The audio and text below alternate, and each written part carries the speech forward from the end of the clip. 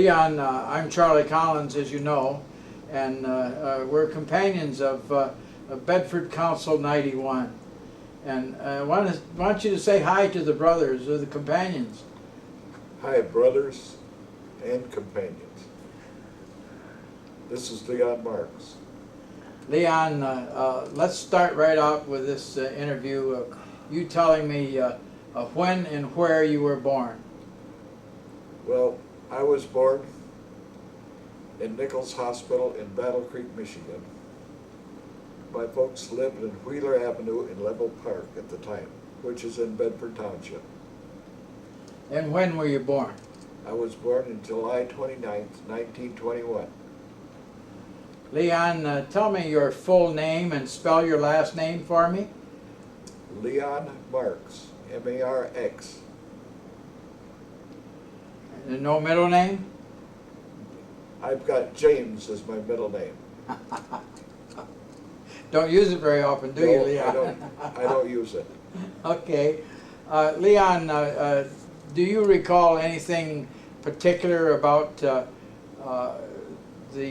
happenings before you went to kindergarten? Before Before you went to kindergarten? No, I don't. Okay, well, that's not...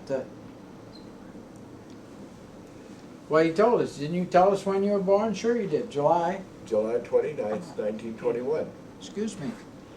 Okay. And so what did your parents do, Leon?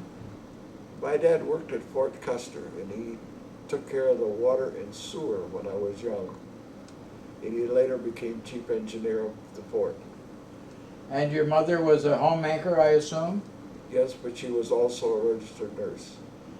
And so during her early years of marriage, I assume that she worked as a registered nurse then? At the sanitarium in Battle Creek. Okay. Do you recall any of the stories that she told you about the happenings there at the sanitarium? Well, yes. Some of them I would not want to... Well, you know, there's companions watching this, so you have to be a little careful. Yeah. But after the war, she had pictures of her with Eleanor Roosevelt that really tickled me, taken at the sanitarium. Do you happen to have those pictures yet? No, my brother has them. It'd be neat to get copies of that. I would love to. I'll try. Leon, you say your father worked at Fort Custer and Yes. eventually became the chief engineer, was that right? Yep, he was civil service. Tell me about some of the experiences that he related to you. Well, one time the Army engineers, which one of them was in our meeting today, built a pontoon bridge across the river there right behind our house. And they're going to move this bulldozer from one side of the river to the other, and that's what they built the pontoon bridge. And my dad was up there and talking to the lieutenant, and he says, well, do you think that bridge will hold this bulldozer? And the lieutenant says, well, sure, it'll hold 10 ton. Right on the side of the bulldozer, it said 23 ton gross weight. Needless to say, they had to call for the crew to come and pull it out of the river. Okay. I thought that was pretty good. It was pretty good.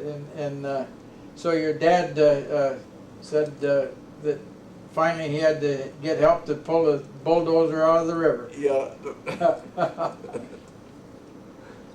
Leon, as you grew, you obviously went to school. Did you go to kindergarten back then? Yes.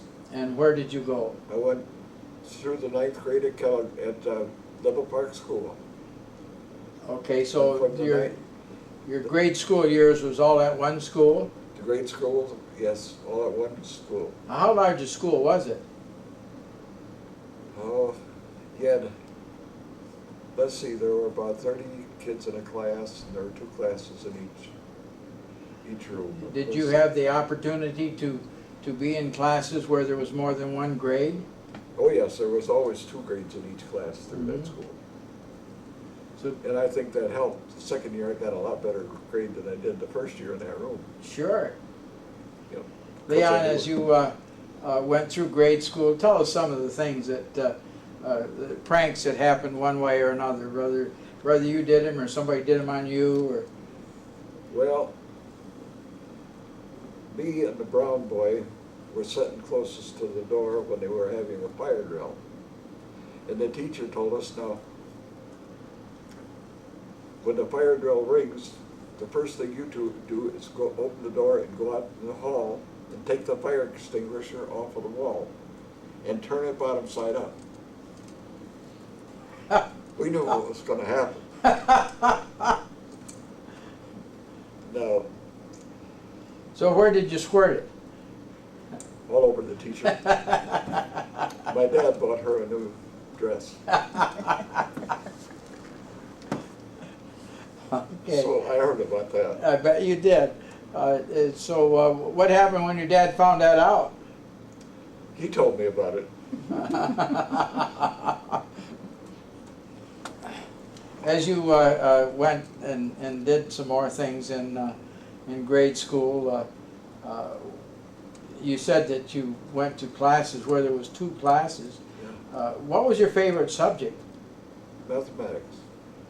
and how did you do in it? I could always get an A in mathematics. I don't Okay. know why, but I could. Yeah. Now let's say that you've progressed on now to high school. Tell us a little bit about what went on in high school and where you went. I went to high school at Hickory Corners, Kellogg High School, from the 9th through the 12th grade. So evidently your parents had moved? No, No, you still lived There in was the same area? same area. We had our choice of which high school we went to, Kellogg or. I see. And, Who the principal was. Yes, who was the principal? my grandfather. Okay. Really? So That did didn't you ever hurt get them. in any trouble with the principal in the high school? No, I never did. I wonder how come? Well, Tell us about I- Grandpa. I was his favorite, Were you? yes. Uh-huh. And I rode to school with him. And anytime I wanted to go someplace or kids wanted to, we'd borrow my grandpa's car and go. Okay, well, you borrowed it all through high school? When Yeah. did you learn to drive? Well, I drove since I was 10 years old. Okay. I'm from that age. Yes, tell us. You're too young for that. No, I'm not. Tell us all about your experiences when you drove the first car. The first car I drove was a Model T Ford with 3 pedals. Mhm. And when you turn it so far one way, it would start going the other way again. Oh, really? See, that had a cam that went on. You could keep turning and go right on around. Anyhow. Any interesting experiences doing that? Yeah. I come around a corner real fast. I turned the wheel, turned it back too far, and got over and hit a telephone pole. But it didn't hurt anything. It wasn't hardly moving. It was slow. It just, You got her stopped almost Yeah. before you hit it, huh? yeah. Okay, what other machinery did you learn to operate while you was in high school? Tractor. Okay, so you lived on a farm, did you? Yeah, we put in 90 acres of wheat. Besides Dad working at the port, we had a chicken hatchery, and we raised about 1,000 chickens every year, laying hens every year. Mm-hmm. And we had to feed, me and my brother had to feed them, take care of them, clean the hen house. That was an interesting job, wasn't it? Yeah. Anything ever happen in the hen house that you and your brother happened to do together? Well, not that I could think of. What about the discovery of the little skunks? Oh, we captured 5 little skunks, babies. They didn't stink yet.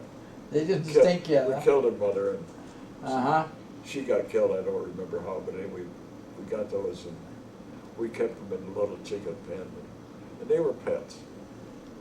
And we had some company come and visit us from Milwaukee, and we took them out to show them the skunks. They'd already got big enough to squirt, but we didn't know that.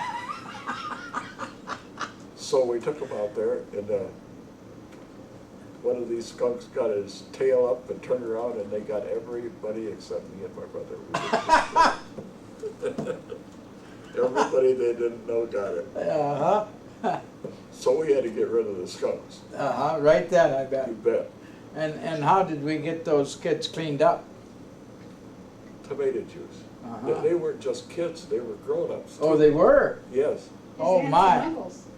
yep. With tomato juice. It was pretty good, Did you graduate from high school? yes, Did you happen to go to a high school prom? yes. Tell us who you took and what you did. Do you remember? No. Okay. Getting into dangerous Lisa territory. Lamont. Doesn't Yeah. matter. Doesn't matter. I think I took Lisa Lamont, There you go. yeah, Did you have a good time? yes. How did you get there? I borrowed my brother's Model A Ford. Oh, you had now have progressed to a Model A instead of a Model T. Yeah, the Model T was my dad's truck when we were 10 years old. Mhm. But when my brother graduated from high school in 1937, and he bought a Model A Ford when he did. Or Dad did. Mhm. He was trying to buy it from this guy, and guy come over one day and says, you can have that, it's a Ford coupe with all the windows and everything. And, you know, the 2.4, they can fall 5-window coupe, they called it. Okay, so that didn't have a rumble seat in it, did it? No. Did you ever drive one of those Model A's with a rumble seat Oh, in it? yes, you bet. Uh-huh. Yep. But anyway, when we went, he sold it to him for $25. Now, my brother paid him, and he says, now you go over to Comstock and you take the first bridge across the river, and he says, look upstream and you'll see this car in the river. Well, Okay. it was just the wheels, I mean, Uh-huh. he drove off in there and they couldn't get it out. So him and my dad went over and picked it up. And they borrowed a tractor from a neighbor there, an old Fordson tractor, and got it started and pulled that thing out of the river. Got Okay. it started to bring it home, and brought it home. Dad wound up buying the tractor off of the farmer that owned it. There you go. I bet you had a few times that you drove that tractor and Yeah. didn't. That that was hard to drive. Them Fordsons were a rough tractor to drive, but it was fun. What model was it, do you remember? Did it have steel wheels? Yes, all wheels were steel. It wasn't a Ford Ferguson, it was a modern Ford, it was one of the old ones. With Yeah. a diesel engine. And, Oh, it had a diesel engine. yeah, oh yeah. Was it Burned easy to kerosene. start? You started it with gasoline, then you switched it over to diesel. Okay. Tell us about your graduation in high school. Well, we went to the prom, Letha Lamont. She was in the 10th grade, in the 11th grade when I was in the 12th. Okay. And we had fun. Did you Then- dance every dance with her? Yeah, Oh, I don't think so. He's not much of a dancer. that's true. Every one I danced with her. Okay. Let's put it that way. And And- we went out after the dance, after the party, we went to Gull Lake to LaBelle Gardens. Okay. And there was a half a dozen of us kids there at the table. And a baseball player named Hank Greenberg come over to the table and said hello, Lynn, and shook my hand, and I introduced him to all the people at the table. I'd never shook hands with him before or even spoke to him, but I'd been to the baseball game and sat right beside the dugout watching the Detroit Tigers play. And he asked somebody who I was, so he makes me feel like I'm 10 feet tall, you know? I bet. Yeah. Well, he was quite a pitcher. Yes. No, he was a first baseman. Well, there you go, see? He was a best first baseman. Yep. Those were the good old days. Yes, they were. How much did it cost you to go to a baseball game then? But the whole family, I think probably $1, $1.50. We was to a baseball game last night. Yeah, There's a funny thing about that. My grandfather, Vester,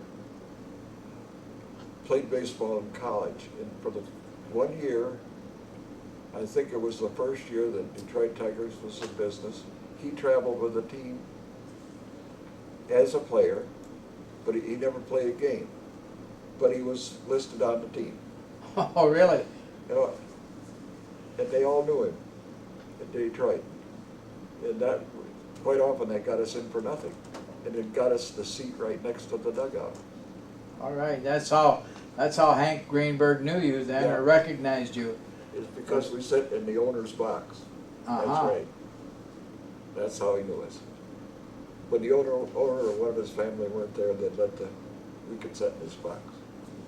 So as you graduated from high school, what did you do then? I went to work at Michigan Carton Company as a stripper Mm-hmm. for a year. Then I entered Western Michigan College. They had a special course in aircraft mechanics, and I signed up for that. And I went over to Western in the fall, and one semester at that time in Western cost us $20. Oh my. And I was there until the war broke out. What year did you start at Western College? 1941, September of 1941. Okay.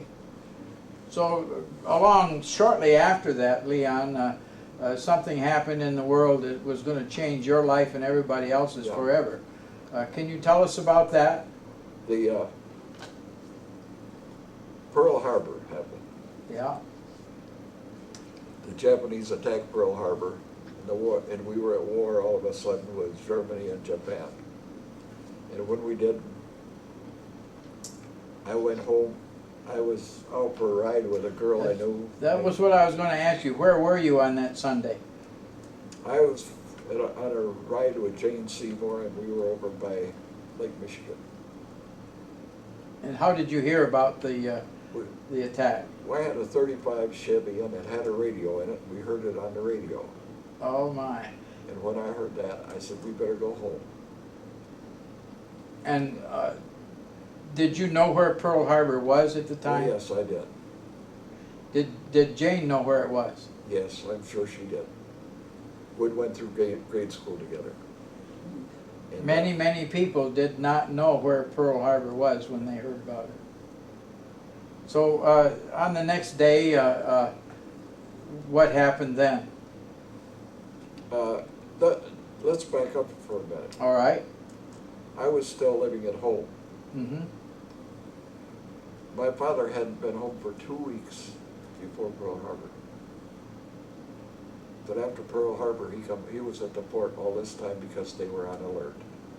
2 weeks before. 2 weeks before Pearl Harbor. In September, or August I think it was, I rode with him to Chicago for a meeting. Okay. And after the meeting, he come out, and he told me on the way back to bed, it come up real sudden about this meeting. And he told me, he says, I've got to go to Chicago and I want you to drive on the way home. He said, I've been working awful hard and I'm going to need some sleep on the way back. So we went to Chicago, and he had a Dodge that would go 84 miles an hour, and that's how fast we drove. We got to the Illinois state line, and there's a couple of motorcycle cops sitting there, and Dad stopped for them. They pulled up alongside. He had his identification out in front of him, and Tell them what that identification was, among other things. It was a deputy U.S. Marshal's badge. Oh, okay. And So your father was a deputy U.S. Marshal? Yeah, well, because he was engineer, that At got the- him anywhere he had to go. Yeah, But anyway, they said, "We've been waiting for you, Mr. Marx. Do you want an escort?" And they took us right to the hotel. really? Want to go ahead, change the next signal. We keep on going. Okay. I bet that was an interesting ride then. Kind of impressive to a young boy, wasn't it? Yes. Leon, as you went home with your father that day, what did he tell you? He told me the condition the world was in, and he said we would be at war before Christmas. Well, he was right, wasn't he? Yep. Roosevelt was there at that meeting. Okay, I didn't see him, at that time. but I knew he was going to be there because when we pulled in, they thought my dad was Roosevelt. He looked that much like him that Okay. they'd have made a mistake. And the Secret Service were there waiting for you.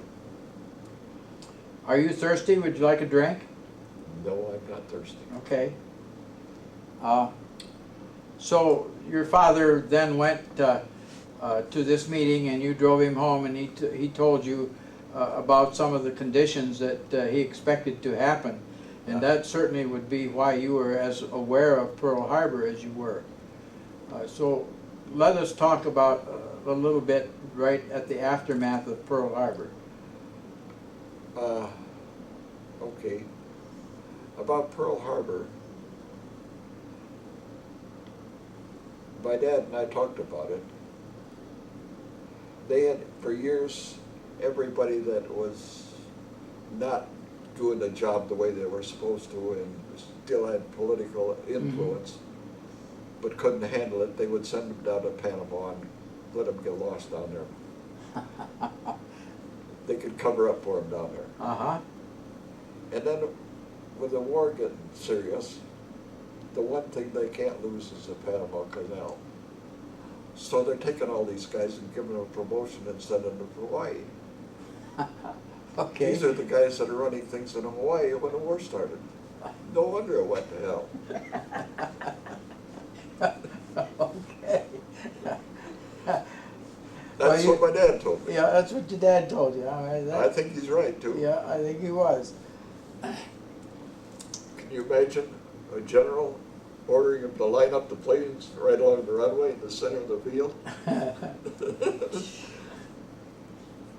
Leon, as you as Pearl Harbor happened and time went on a little bit, what did you do? Well, the day of the Pearl Harbor, I come back to Battle Creek, and my brother was home. My brother was living in Battle Creek at the time, and he had come home to see Dad. And me, I come in for the same thing, Mm-hmm. and we decided we're going to enlist, me and my brother. Okay. And so that's on Tuesday. That was Monday. He went to work Tuesday and told him Monday and told him he wouldn't be in on tomorrow. And we went over to Kalamazoo to enlist in the Army on Tuesday. Tell 'em You who and your was- brother both? Yeah, Tell 'em who was with you. me and my brother and a neighbor lived on the other end of the street whose name was Wilson Craig, who was also a member of Bedford, ahead of me. Okay. He died here in the home here about 5 years ago. Wilson did. Yes, So he was the brother Mason. yes he was. And they gave us an appointment, and we went back on the 19th and got sworn in on the 20th Of December. of December. Yeah. So did your brother and you go to the same boot camp then? We went to Jefferson Barracks together And where's that? in Missouri, Okay. right across from, it's St. Louis area. So how did you guys get from Battle Creek to Jefferson, Missouri? Oh, we went to Fort Custer. The first day in the Army, they took us, Thelma drove us over to Kalamazoo, and we got our uniforms and got sworn in, and they took us to Battle Creek, to Fort Custer, put us in with somebody in the 10th Infantry. So what was those uniforms like at that time? The they were pretty good uniforms, and we got ones that fit. Ours fit real good. Well, that's different, isn't it? Yeah, we got, What'd you do, have a New York tailor there with you? no, but I'll tell you, as soon as we got into our uniforms, it was about 5 o'clock at night. We're in this barracks with all these other GIs. Dad comes in the door. He said, "Come on, boys, Mother's got supper ready." You're making me cry. Well, go right ahead and cry, that's okay. Nothing wrong with that. So you went home for supper after Yep. you'd got your uniform, and so you went home to supper. What was the conversation at that day, at that dinner table then? Oh, and everybody was happy. Mm-hmm.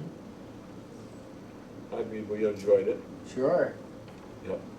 Well then, that's rather unique, you know. Not everybody got to do that. Not many of them. No. But we stayed there for a couple of weeks before we were shipped out. We And were shipped out the first week of January. where did you go then? That's where we went to Jefferson Barracks. Okay. How did you get there? On a train.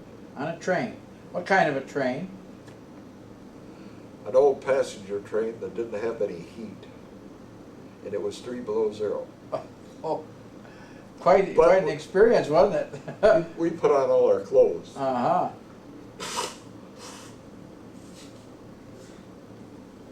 Maybe I should have had them turn it off for that. See, well, one of the things about modern technology is You I cut can it. just take that right out of there. Yeah, As long as we pause a little bit before and after we got it made. yeah. Leon, the train that you went on didn't have any heat. What kind of an engine did it have? Steam. And how Well, clean were you when you got to Missouri then? What? Say, how clean were you when you got to Missouri then? Well, we weren't any dirtier than we were when we left. You weren't. Okay. The- Quite the- often the guys that rode those old steam engines got covered with soot and everything else when Yeah, they... but the car was tight, so we didn't get any of this, that Okay. stuff in the cars. And, So you even got a good car to go to the Oh, yeah. first. And what did you do at that? As you arrived there, what was the scene like? What did this barracks and so on look like at the time? Do you recall? pretty much the same as I did at Fort Custer. Was Same it? kind of barracks, 2-story, and Wood, So there was in 2-story wood barracks. yeah. And how many guys in a room?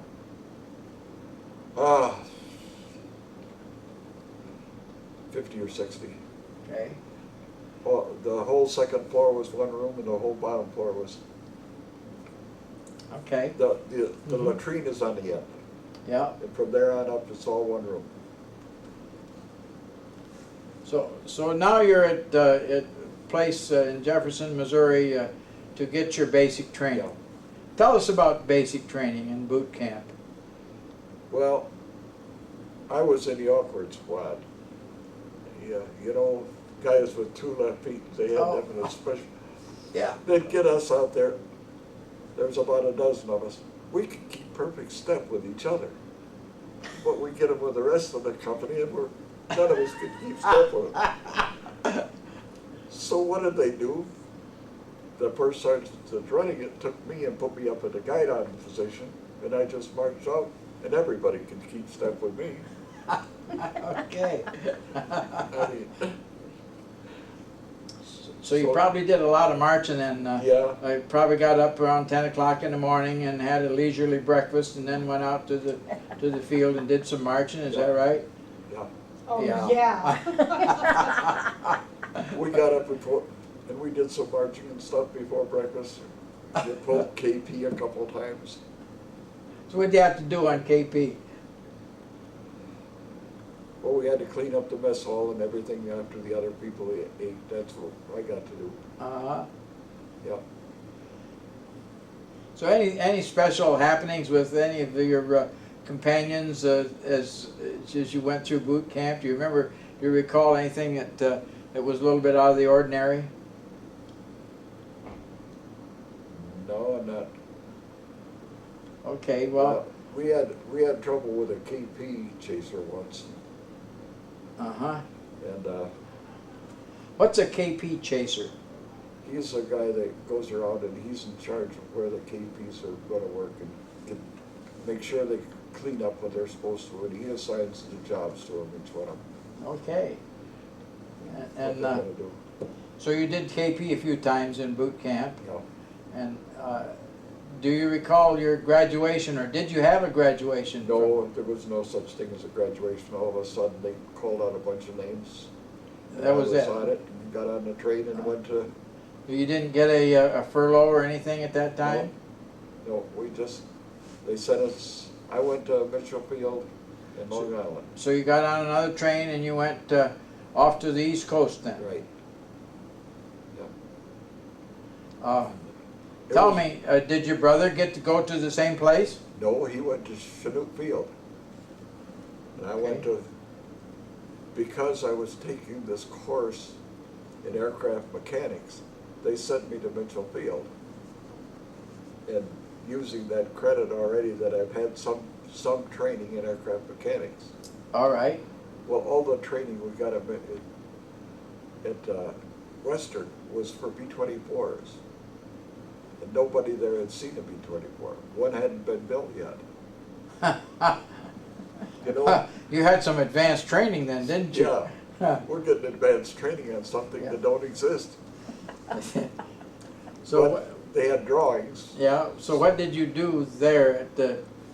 They taught us the basics on how a rotary engine works, and they had a 5 or 7 cylinder rotary engine, and they showed us how it works. Mm-hmm. And the bigger engines are just the same, only they're 18 cylinders instead of 7. Yeah. So how long were you there? Mitchell Field Mm-hmm. until the 1st of April. I got there in, So you were there till the 1st of April, 1942. yeah. And Did you graduate there, or did they just send you on to another place? No, I was assigned to a service squadron. All right. And they put us in a hangar one day, and the master sergeant that was running things is the kind of guy that likes to play a joke on people, and so he picked on me, and he sent me over to get a bucket of prop wash. And I tried to tell him I knew what a bucket of prop wash was, and he, don't argue with me, you go over to Tech Supply and get a bucket of prop wash. So I went over there and Tech Supply, and the guy knew I was coming. I told him what I was there after, and he says, the first sergeant wants to see you. So I waited a second, and the first sergeant come in, and he told me he knows what's going on. He says, come on, I'll show you what prop wash is. We went over to PX, we sat down at the table, and a girl come by, and he says, we want a bucket of prop wash. She come back with a pitcher of beer. We drank that one, and we drank another one, and we got back to the hangar about 5 o'clock. Me and the first sergeant were both pretty high, and that sergeant was madder than hell. So he had told us that when we got there, he said, look at the men on either side of you. Before this is over, one of you is going to be gone. So I was the first one gone. Mm-hmm. He washed me out right there. Oh, okay. He couldn't take a joke. Couldn't take a joke even if he was No. pulling a joke on you, huh? Right. So as you were washed out, where did you go then? Well, they put me in special services for a while, and cleaning up the gym and working with guys that are training them, Mm-hmm. that are working out had put in for OCS, and they got to lose a few pounds. You run them around the track several times and get their weight down. One of them, we dropped 14 pounds off of him in just a couple of days, and he made it into the OCS. Mm-hmm. You should show me how to do that. I couldn't do it anymore. Yeah. So that was at the same camp, Yeah. Mitchell Field, is that Yeah. right?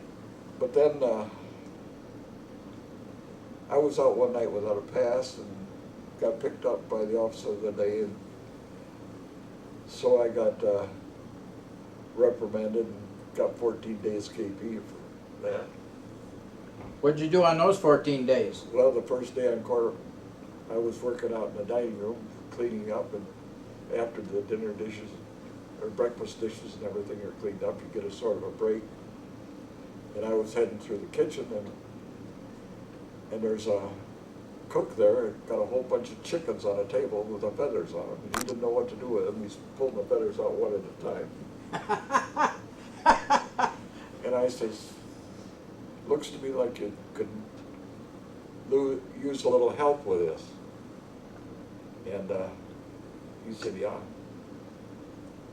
You know, my dad had had all these chickens, and to earn our money to go out with, my brother and I would clean and dress about 20 chickens on a Friday night and take them out and deliver them to people, and we used the money to go to town with and treat our girls.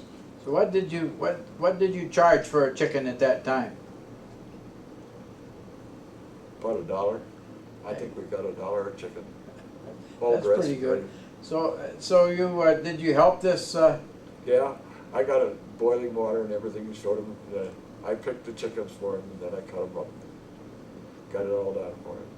And by this time, guys were standing all around there watching me.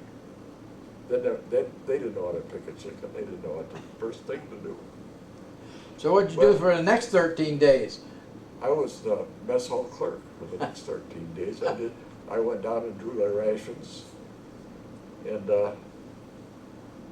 went and picked out the meat for they bought it by the half, and I didn't know too much about meat, but I knew what the Waldorf Astoria was, and I looked around there and see this tag they had on it, says Reserve Waldorf Astoria, and I took this roller that's in the U.S. Army and ran it up and down, and says, we'll take this one, a side of beef. And I got good beef that way. I bet you did. The funny thing of it is that 2 years later, the guy that was buying the meat from Waldorf Astoria and I showed up in Chafe at the same time. He was a staff sergeant, been in the Army 6 weeks. I was a buck sergeant, I'd been in 2 years. Well, a couple days later, he was a sergeant, or captain, and working for Eisenhower, taking care of the menus. Okay. Just tell us, what is the Waldorf Astoria? Waldorf Astoria is the #1 restaurant in the United States. At that time? At that time. As far as I know, it still is. Could be. Schuler's is #2, #2. In Marshall. Yeah. So you had 14 days of KP, and it didn't sound like that they did too hard a job on you at that time. I never got out of the kitchen. So what went on next? Next, the whole outfit moved to Iceland, including this sergeant that washed me out as a mechanic. You missed a few things. Yeah. You Probably. missed the riot and a few things like that. Aha. Yeah. Tell us about that. Oh, they had a riot at In New where York. was that? In New York at the Yeah, time? it was just 10 minutes away from Mitchell Field. And so we were the closest, so we got on trucks and went down there. They issued us 60 rounds of ammunition and with our rifle, and we went down there. So what year was that then? 1942. And they had riots in New York in 1942? Yeah, they had one in Detroit at the same time. Blacks Okay. variety. I didn't know that. Oh yeah. Finding out a bunch about history, huh? Yeah. And So you were sent to police the riots? yeah, And they told us it was a race riot. Uh-huh. So Was it? It was all blacks. There wasn't any white shit down there, just blacks. Kind of a race riot then, wasn't it? Yeah. black against black. They were Yeah. just fighting with clubs and bricks, and they didn't have any guns, Uh-huh. no blood. But we had 4 or 5 trucks, and everybody got out. We put them in a V shape and marched down the street. The first sergeant out front, he had a Thompson, and he pulled the trigger, and 3 or 4 shots went off, and all the colored looked up, and boy, they run. They left. No more riot, huh? The riot was over. So we walked down where they'd been, we turned around and walked back, got back in the trucks, went back to camp. Then a week later, they call us out again. Give us another 60 rounds of ammunition. It gives us 120 each. We go down to the Brooklyn Navy Yard. And we see and I met a guy from Battle Creek out there in the gate that I knew, half of them. And he was a lieutenant or a ensign or something, but he's the only one we seen. It seems that a ship had come off the dock and they needed sailors for it, so everybody in Brooklyn Navy Yard went on that boat the way she went. Except for half of them. And he was the only one there.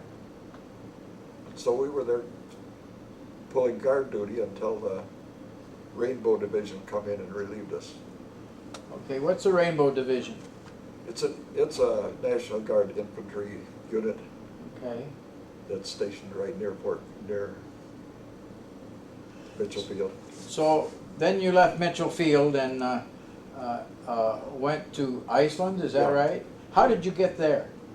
We went on a boat. Santa Elena is the name of it. It was a cruise ship. And they were changing it over to a troop ship while we were on it. They had put we slept up on the top deck, which is the best place to be. Got kind of cool, but you didn't get sick up there. Did you enjoy the trip? I did. I Okay. didn't mind it at all. Didn't get sick? No. Lots of them did, but I didn't. Did you happen to go through any storms? Yeah, we got shook up quite a bit. Before we got to Halifax, we had to pull in and get some rivets put in to stop the leaks. Some of the guys sleeping out in the hole got wet. Huh, The okay. water come in and Yeah. soaked them. They were the 5th Infantry, we were our corps, we were up on top. You know, Yeah. we didn't Okay. eat very well on that boat. Then what was the food like? You were allowed to go through the chow line twice. Okay. You got 2 boiled eggs and 2 pieces of bread. Well, they're good sized pieces of bread. And a cup of coffee. That was it. And then you got to go through the line. It took you 4 hours to get through the chow line. Wow. So, So how many you went how many times a day did you get to go through the chow line you then? could only go through twice a day. Yeah, because that's 8 hours were But then- used up right there. Then we got kind of enterprising young fellas that decided to pull guard duty on the Mhm. The galley. door to the galley where the chow is. Every time we kept guard duty on that until we got to Iceland. Every time we had a chance, somebody'd sneak inside and see what they could steal quick. A case of onions full. They ate them like apples. It was gone just like that. They weren't Vidalia onions either, were they? Nope. So as you arrived in Iceland, what did you discover there? Everything smelled fishy when I got off that boat. They got racks there where they dry the fish, the salmon. They put it on these racks and dry it. Mm-hmm. And So there was a different smell. yeah, it's salted and dried. And that's the way they used to ship it to market before they got refrigeration. Mhm. There's no such thing as frozen fish then. That was right. It was preserved with salt, wasn't With it? salt. Yeah. Dry it and salt it. Yeah. Then you soaked it in water or something and took a lot of the salt out. What kind of a reception did you have when you arrived in Iceland? And that would have been sometime in 1942. Is that right? Yeah. Well, there wasn't much of a reception. All of us had to go through a inspection. Mhm. We all had fleas. We had to go get rid of them. You know, Oh, you did? yeah, Where'd you get the fleas? On the boat? on the boat. Yep. So then you got deloused, Yep, we got deloused. and what did you do then? Then they put me on guard duty. Well, first of all, they put me on a job in the officers' mess as a bartender. Oh boy, that's a good job. I didn't know a thing about it. For 3 days I was on that, and I got drunk every day. And after the third day, I went down to talk to the first sergeant, told him I want to talk to the captain. I said, I don't want to work there anymore. We talked. He said, well, I was going to make you a corporal, but if you're not going to work there, I can't do that. So I told him. I says, I've worked up there 3 days and they got drunk every day, and I don't want to do that. I said, those guys come in there and drink and they twist your arm, and pretty soon you got to have a drink with them, and it don't take many with me. So he didn't make you a corporal? No, so he put me on guard duty. That was all right. Yeah, cool. And after a few days on guard duty, I decided that the mess hall wasn't a bad place to work. I'm looking around and see what the good places are to work. And it rains a lot in Iceland, and it's cold. It's always cold. Summertime, it got up to about 55 degrees in the daytime. Oh my. In the daytime. That was a hot day, huh? Yeah. They don't have any nighttime at that time of the year. You can read a paper all day, all night long. But So you were there in the summertime. yeah, it was still summer, and I was Yeah. cold, so I decided that. I went down to the first sergeant, and I said, what do you got to do in this place to become a cook? The cook's got the first choice on the chow, they got a nice warm place to work, and they have a hot shower. Nobody else had a hot shower. That sounded good to me. So you got to be a cook. Yeah. Now, I didn't find out until after I got to be a cook that we also got free laundry service. We didn't have to wash our own clothes. Well, that was a plus, wasn't It it? sure was. Forgot one kind of important thing, and that was about that guy that you caught. Oh, while I was on guard duty, well, I hadn't been on very long, and I come by and I hear a key from Morse code, you know, somebody clicking it off. Mhm. And I called the sergeant of the guard over, and he come over and he listened to it. He went back and called Army Intelligence. The next night, they put me on the opposite corner of the base. Army Intelligence took over that post. The guy that lived in that house was a German. Aha. And from the second floor, you could see everything on the airport and everything on the harbor coming into Reykjavik. Everything coming in and out of Reykjavik, he could see. And he, right at 11 o'clock every night, it's on our radio. They follow him for a while, and pretty soon they step in and they got him, and they got his machine for sending the code with all the wheels on it and everything. And that didn't hurt me a bit. No, I bet. And also, while I was on guard duty, I was on for a couple months, I guess. But anyway, they needed people to be special guard duty for generals and stuff going through. Mm-hmm. So anyway, my name was turned in, and I come back with the top security clearance. So when Eisenhower's son went through, stayed at night in the VIP hut, I was just outside guard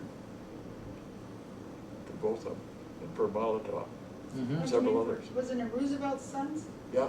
No, you said Eisenhower. Roosevelt's sons, I mean, not Eisenhower, Roosevelt's sons. Okay, and then Elliot You James. guarded also, who was it? Molotov. Molotov. Yeah.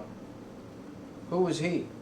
He was the Russian ambassador to the United States. Aha. And I caught him going both ways, guarded him going both ways through Iceland. So why did these people go to Iceland? They were invited to go to Iceland before the war started by the Icelanders. I see. They were ruled by Denmark before the war. When Germany took over Denmark, they invited the United States to come in. England was already sending troops up there, but they didn't want the English there. Okay. So we sent troops up. The 5th Division from Fort Custer was sent to Iceland, as the guy was telling me today. Okay. That was in the summer of '41, and he went up there. But you went up in the summer of '42. Yep. I went up there in April of '42. I was there till '44. You were there 2 years. 2 years. Yep. And for a while you was a guard, Yep. and then you lucked out and got to be a cook. Right. But while I was cooking, if one of the big shots come in, all of a sudden I was guard again. Ah, The captain would come up, Marx, go report to Tony Percano. And I'd go up there and I'd be on guard duty for the night. For that, we got $21 a month. extra? No, $21 was our regular pay Mm-hmm. for a private. For being on guard duty, I got another $45 plus a 3-day pass. Couldn't argue with that, could you? Heck, no. Not with a 10-foot pole. There's one general that came through that was going back to the States that they had me right in the same room with him Okay. all night. All night. So They you give me 3 3-day passes and 3 $45 envelopes. Now, yeah, it he was, he it was a making you two- rich. You could buy a car Yeah. pretty soon. He was a 2-star general, Mm-hmm. but there were other generals going through it. We didn't pull out the guard for him. So why? Who was he? I don't know. Don't remember. I don't think he was I don't think I was guarding him. I think I was guarding something he was taking. Okay. So actually, this general probably was a courier. That's what I believe. And not only I was inside, there were 2 other guards outside all night. Well, they was guarding him pretty heavy, weren't they? The president's son only got 1 guard, just me. This guy got 3. Well, Did they they told us shoot? somebody, what? Did they to shoot through the door if anybody tried to get in? Yeah. Tony told me if anybody tries to get in this door before 8 o'clock tomorrow, Shoot right through the shoot door. right through the door, no matter who it is. Don't take even, but he said, after 8 o'clock, you'll know my voice, and I'll be here. At 8 o'clock, he was there. In the morning. Yep. So I didn't have to shoot nobody through the door. I never had to shoot anybody all the while I was in, thank goodness. Yes. So you spent much of your tour of duty in Iceland. Yes.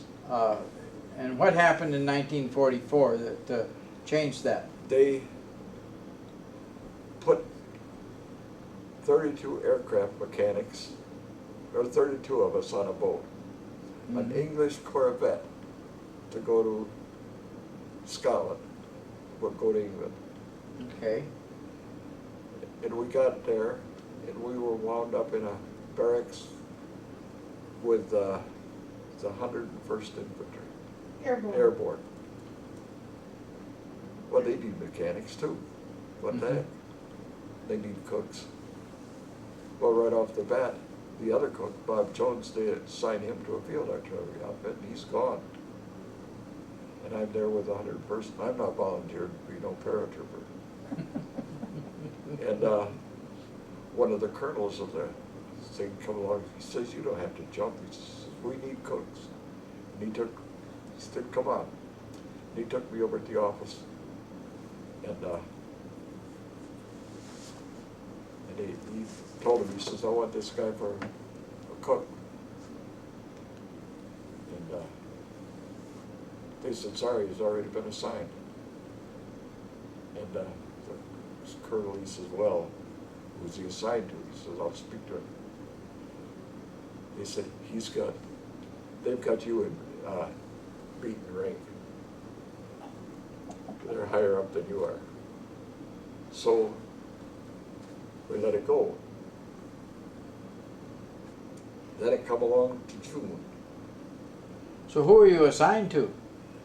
I didn't know then, Oh, but okay. I was assigned to shape Eisenhower's headquarters.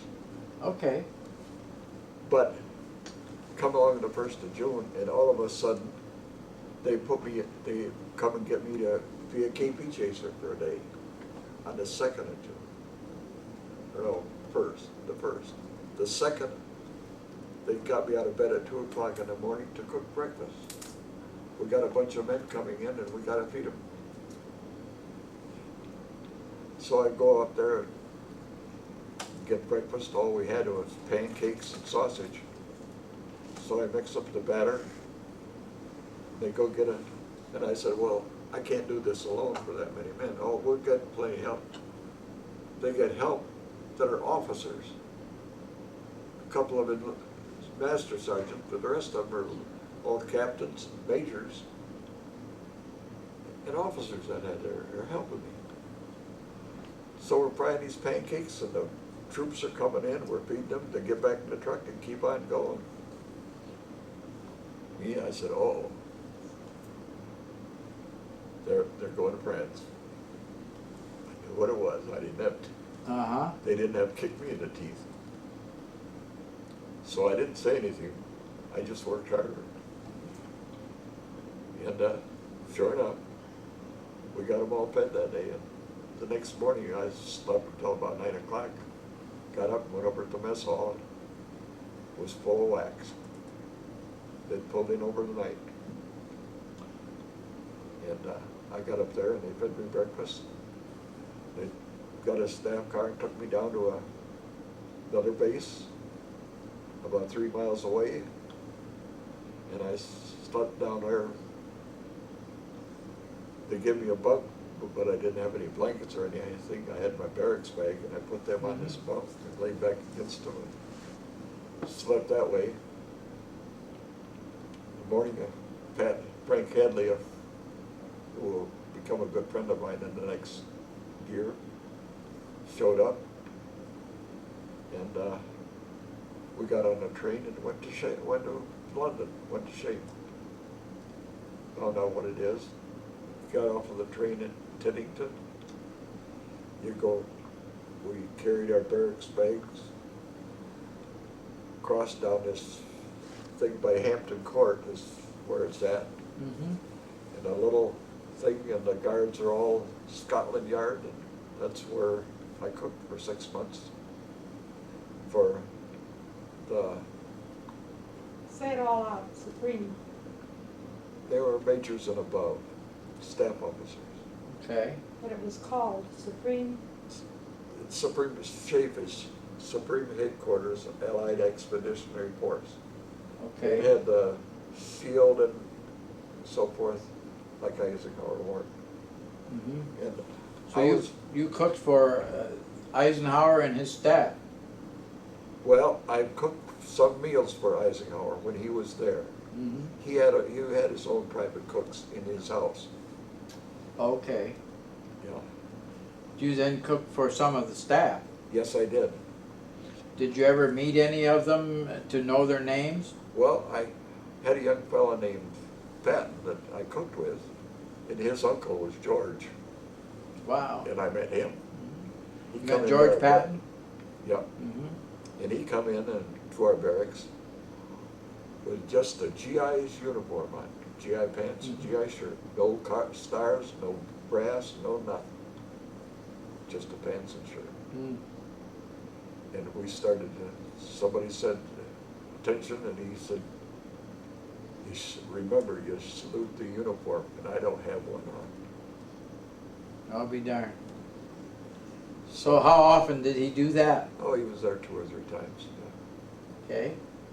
Yeah. Without his. Always without, just to This- come to see his nephew and play. Mhm. Oh, okay. Yeah.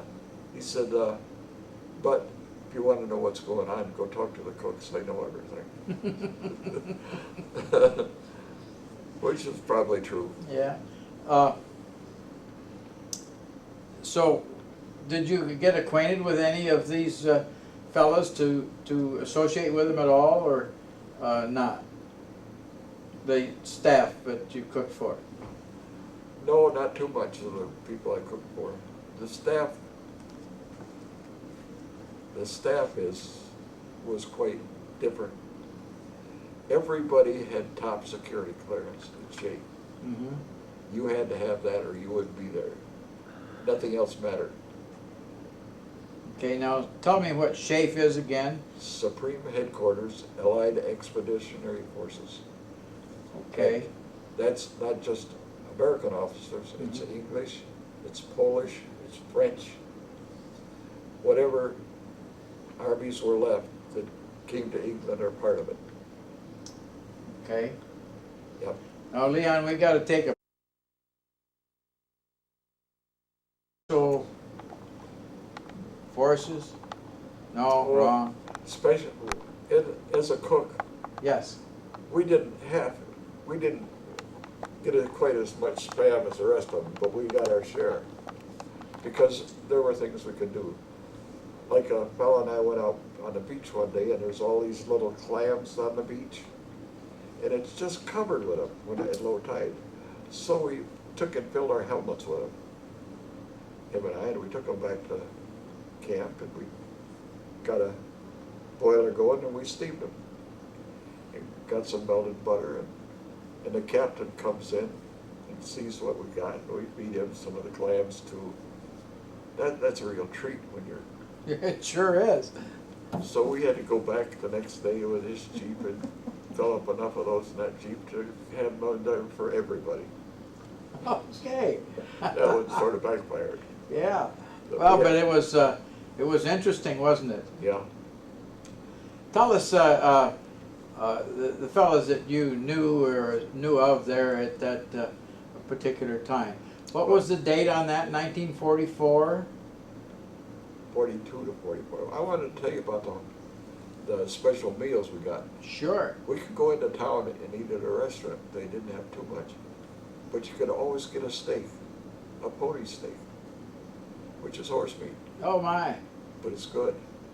So you ate horse meat. We'd go into town and get pony steak, sure. And what town was that? Reykjavik, Iceland, Okay.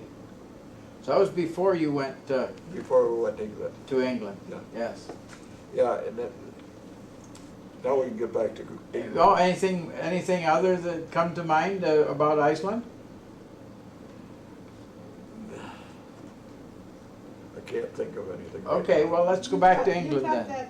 You got that, did you go through about pointing out that this guy was running a machine so that, in other Yeah, words, they were sending went through that. messages? Did you get that? Yes. Okay.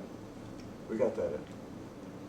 Yeah, So let's go back to England and I can't remember. See, that's how good I am, honey. I can't remember what division he was well, in. not to begin with on the boat. All Bob right. and I had a room on the boat. On a ship going Yeah. over to England. So we started a poker game in our room. Aha. And I'm keeping the bank and he's dealing. And it's blackjack we're playing. Mm-hmm. And, yeah. And we played for a while and we made a lot of money and then we lost a lot of money. Finally it got down to where we lost everything we had. And we quit. We pulled into harbor at Glasgow and they let us up on the deck. Bob says, if I had any money, he says, I'd go to these guys and buy us a bottle of booze. I reached in my pocket and I says, I held out $200. Here's $100. How many guys was playing? What? How many Well, guys were playing? The guys are coming and going from the ship. There's only about 8 or 10 there at a time. And So you won and he didn't. Well, he Well, kept I was the, keeping the bank. He was keeping the bank. I was the banker. Oh. He was dealing the cards. His father was a professional gambler and he could see it from both sides of the deck. Mhm. Ah. In the middle too. But he knew every card he was dealing. But he still lost. Yeah, because a couple of sailors come in that knew more about it than he did. They were better at it than he was. Sure they were. So you saved the day and got some booze. Yep. So I give him $100 and he got us each a bottle of scotch. That's quite a bit back then. Yeah. That's pretty good. Mhm. When you're in Scotland, it's a place to buy scotch. Oh, yeah. Then we got us, he got reassigned first. And all of a sudden, we're with the 101st, and all of a sudden the first sergeant and all these mechanics are wearing jump boots. But not me. I didn't volunteer for nothing. They didn't ask me to. But anyway, on the 2nd of June, Mhm. they called me out of bed to come and cook for all those people. And I had to feed them before they got on the boat. And I feel proud of the fact that I did my little bit to help them. I knew where they were going before. Yeah. You knew where they were going. Yep. 2 days later, I'm on my way to London to shape. Where were all the waxes going? The wax were in the mess hall there. Where were they going? They stayed right, I don't know where those went. But I Okay. know that after I got into London, pretty soon they got a bunch of wax that moved in to take care of, what do you call it, reading your mail? Mhm. Oh, okay. And they did Censoring that. the mail? Censorship. Censor, they was doing the censoring. And they were in the basement of Harrods, which is a big department store in Mhm. London. Yep. So let's go on then and talk about your experiences right after D-Day. Yeah. Well, Pat and I got on the train and went to London, and we had supposed to check in at Grosvenor Square, which was headquarters. They were just opening up Bushy Park, where we were going to be cooks. And so he went, checked in at Bushy Park,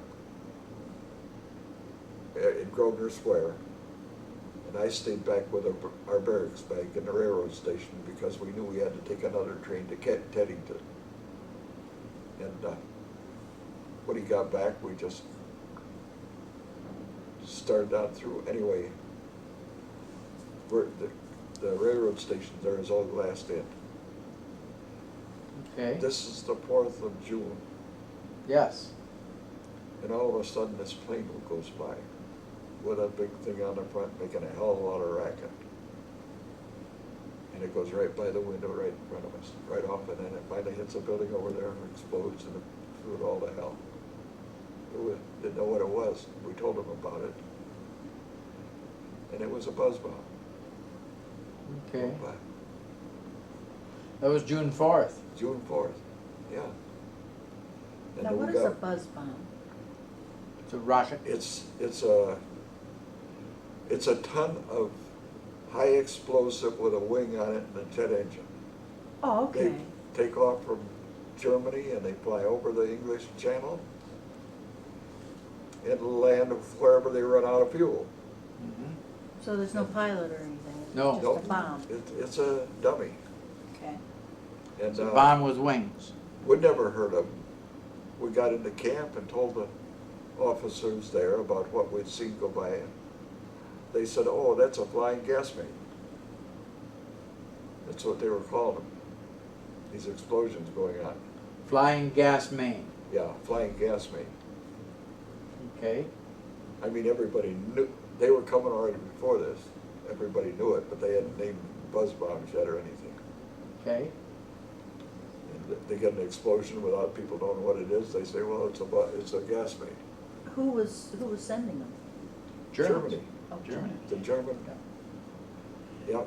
Leon, as this was going on and D-Day was happening and so on, when did you hear then about the landings and the activity that was happening at Normandy?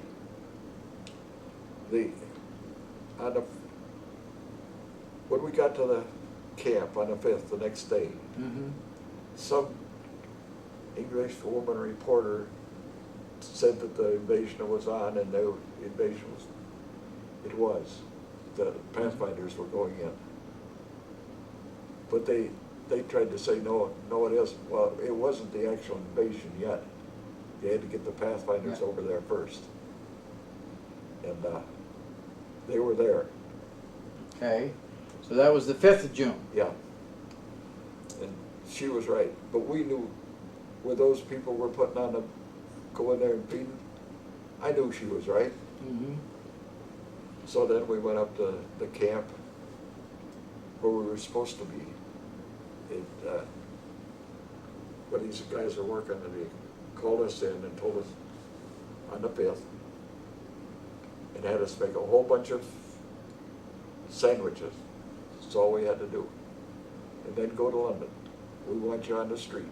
Every GI we can spare is going to be on the street. The girls in the vessel will take care of everything else. The girls that work there. Mm-hmm. We had a good gal that took care of the waiting on people there. Yeah. So why did they want you to go to London and go out and get on the streets? They didn't want the people. They didn't want all the GIs to be missing all at once. They wanted as many non-combatants on the street as possible. So that people wouldn't know that they were missing. Right. So they wouldn't be missed. Mm-hmm. Tell them who the gal at the mess hall was. I think this is amazing. Edith Head. Really? Yeah. Wow. She was in the service? No, she's English. Isn't she the designer? Yes. Yeah. And she was. She wasn't a designer before the war, but she was after the war. Yeah. But she took care of the waitresses in that mess hall with all the high brass. And See, they were civilian waitresses. she married a GI. He worked in the mess hall. He was a cook. And I don't know what her maiden name was, but her married name was Edith Head. Okay. As far as I know, it still is. I think so. But she had a lot of pull then. Like one time, they had a show in town I wanted to see, and I went down to see it. And when I went up to buy a ticket, they wouldn't sell it to me because I was an enlisted man. It's for officers only. And I come back next day and working in the mess hall. And so she come in, she said, "Is that right?" She told me what she had heard. I said, "Yeah." I went down there and tried to buy a ticket, and they told me it was officers only. And she said, "Oh, well, we'll take care of that." She went out. 10 minutes later, come back with 2 tickets. Oh. I went 2 nights. You didn't even share them. That's what I was going to say. You didn't even share those, huh? Center of the stage, right in front. What The was second row right in the middle. You remember what the show was? Oh, you bet I do. What was it? Sonia, what artist model, Mm-hmm. you know, without any clothes on. Oh, my. Out of stitch. Mm-hmm. Oh. No wonder it was officers only. Then after that, I seen her in the mess hall, in the dining room. Sonia. Yeah, Okay. with her clothes on. Uh-huh.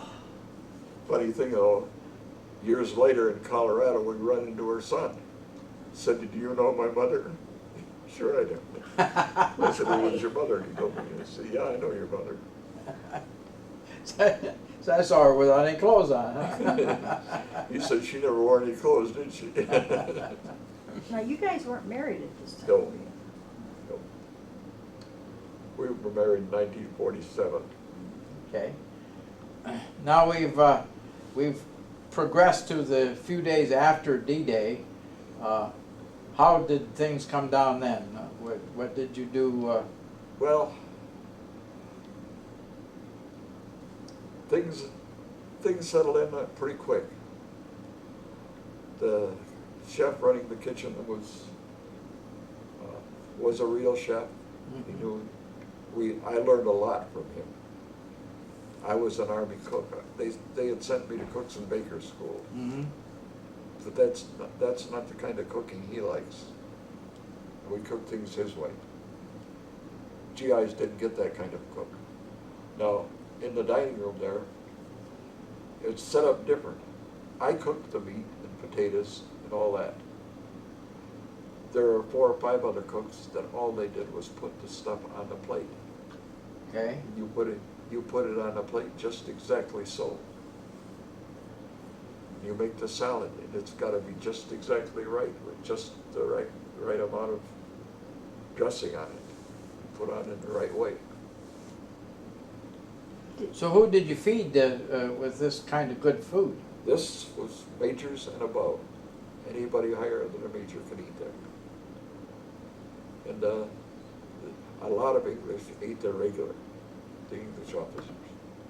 Did your Because cook we have had a, meat. did your cook have a temper? The chef? Yeah. No, No? no. Oh, wow. We had one guy there with a temper, and he blew his stack once, and we never saw him again. I don't even know his name, but I remember he got mad about something and blew his stack, and he was gone. Mm. You were feeding majors and above, Yeah, and this included Eisenhower's staff then? yes, and Eisenhower ate there several times himself. Mm-hmm. One time we made a special meal, the 28th of July, which was the day before my birthday. Okay. They had a meeting there, and the English was presenting Eisenhower with a medal. And I cooked we had 2 pigs we cooked, big ones, Big pigs. big ones. Ah. And we had all kinds of fruit for the dressing that we put inside, apples and everything, all dried fruits. And I guess it was good. I never got to taste it. But cooking a pig like that, 2 pigs, takes all night. You couldn't Yeah. sneak a little bite? You're gonna put them on a board with an apple in their mouth, Oh. or you're gonna cut the bite. No, no. So you had 2 2 complete pigs for this dinner. Yeah. I'm not telling who all was there. Oh, I know that the King of England was there, and Churchill was there, and everybody Wow. that was anybody.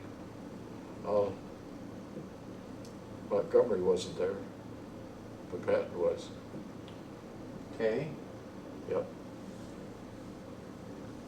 What base is that? that's Shafe, Chafe. at Bushy Park. In London? Allied Shafe headquarters, Okay. Supreme headquarters. Allied Allied. Expeditionary Yeah. Forces. Yep, which is all the different countries. But you were just outside of Yeah. London at a place called Bushy Park, and it still is there, In- although the in, buildings uh, aren't very You big. go to London, you go to Hampton Court. That's where it's at. Hampton Court is on the one part of the estate, and this is on the backside. Leon, what kind of buildings were they? The building we were in was brick, which pretty much all your buildings in London are brick or stone or something. How many stories? Just one 1 story. above ground. Oh, and how many below ground? Never been down there, but I hear there's quite a few. Okay. There are a lot of them down below ground. How was you treated over there? Like a king, By the English? yes. I was treated good by everybody.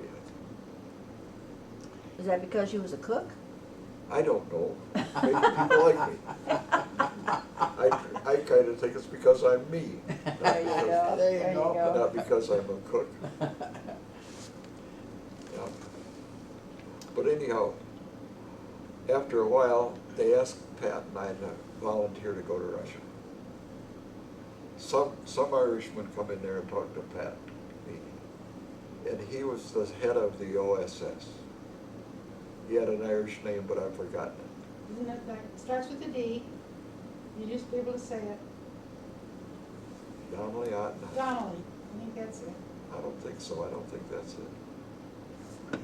But anyway, he was the head of the OSS, and he asked us if we would, and then they come up and asked us to. What's the OSS? It's the underground. It's the spies that we had in Germany were OSS.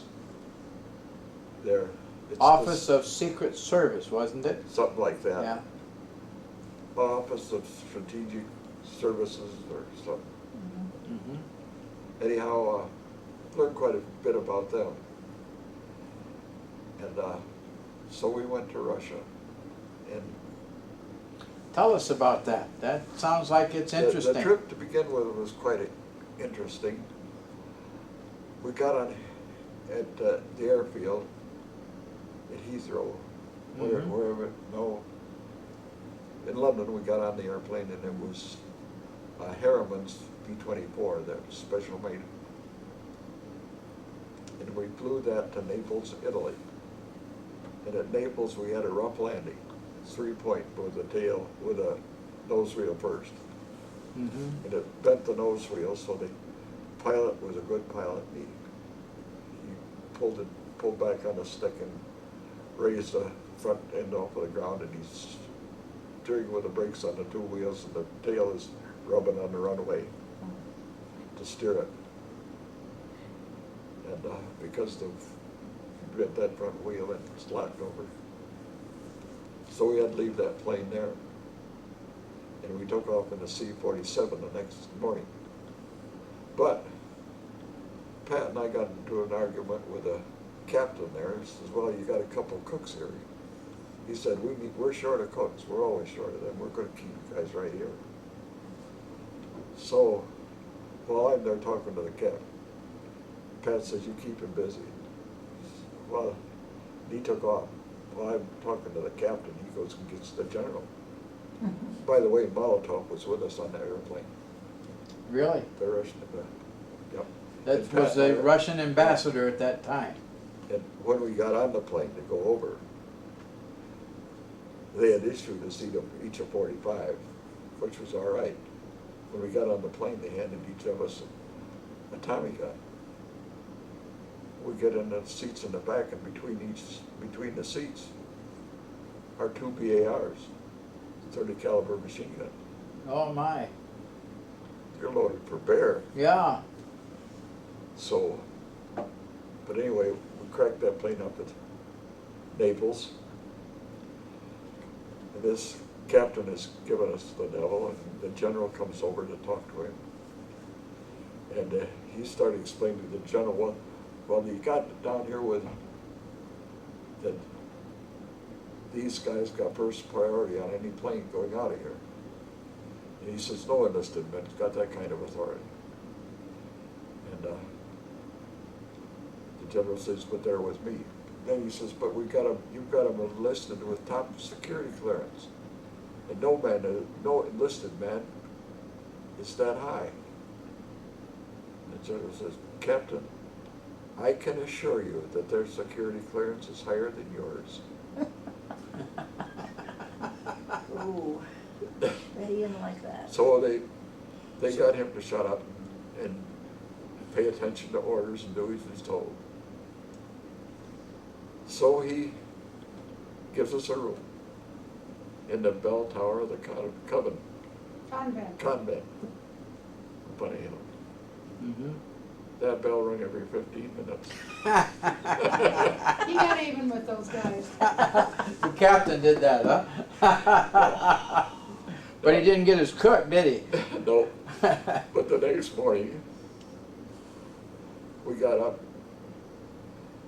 and started poking around, and we didn't have any clothes.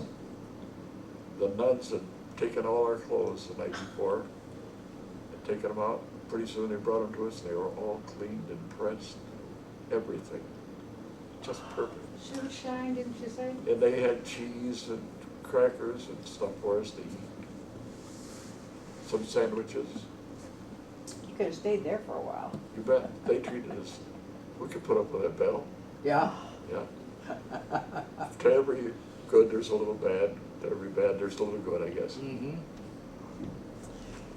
And so, how many days did you stay there? Only the one night. Okay. But now, Pat, I didn't explain Pat to you before. He's that Irishman. He'd come to the United States because he wanted to. Mm-hmm. They told him, if you want to go to the United States, you go to Paris and become a hairdresser, and some woman's going to pick you up and take you up to run her beauty parlor. And he did that when he was 17. He married this gal that's older than he was. They had a daughter. And now he's in his 30s, and he's don't like the being a beauty parlor very well. And the draft started. So he runs down to the draft board and he signs up. Says where you born. He didn't lie to him. He didn't. First thing they see is hairdresser. He's in the first draft. They sure don't need hairdressers. When the war starts, he's in the Philippines. He gets shot through the stomach and through both legs. Oh, my. He's got comes back out, he's got a bronze star, silver star, every medal we got. Except the highest. Yeah. But he's still not an American. We get up there in the summer at Bushy Park. They're trying to get all of us GIs to come in and vote. I said, well, I've never registered to vote. Pat says, that don't matter. He says, go on up, they'll take care of it. And I says, well, if I'm going up to vote, you are too. He says, but I'm not a citizen. I says, if they drafted you, you're a citizen. And he didn't know about that. And I said, come on, let's go find out. We went up there and talked to the lawyers who are generals. And they said, yeah, he's not a citizen. Well, we can take care of that. I was a witness. He became a citizen. And he voted. That's interesting. What was Pat's last name? Headley. Pat Headley. Headley. H-A-D-L-E-Y. H-A-D-L-E-Y, Hadley. Yeah. Okay. So you and Pat became pretty good friends. Yes, we did. They were buddies. And Both cooks. yep. Then next day, we spent that night. So the next day, when we had to go out, he put on his Class A uniform and he put all his medals on Mm-hmm. for that captain. Oh, my goodness. So where did he get all the wounds? In the Philippines. In the Philippines. Oh, okay. Both He legs was- in his stomach. He finally died here about the early 1950s, Yeah. wasn't it? He come back to Battle Creek and stayed Yeah. there. Did he? Yeah. Okay, now you're headed for Russia. Yeah. Tell us what went on there. Well- Obviously, you got another plane from Italy. Yeah, we took they commandeered a C-47. We flew to Greece. We had to stop at Bari, Italy and get a Mhm. radio in the plane because the radio didn't work.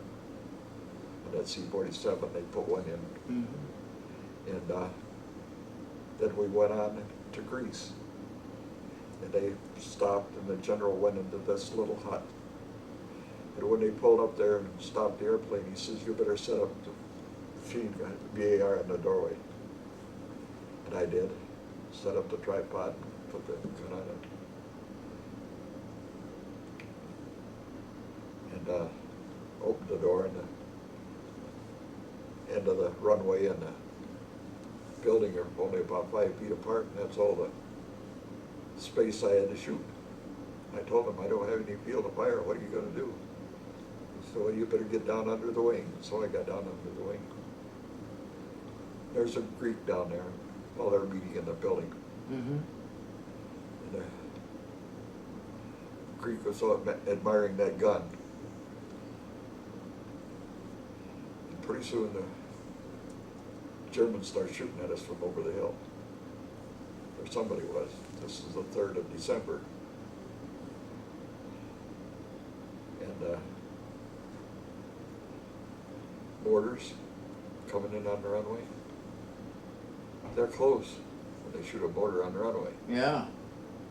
At that time, they only went 60, 70 yards. Then the 88s started up. Then the general come out of that building and said that we're going to get the hell out of here.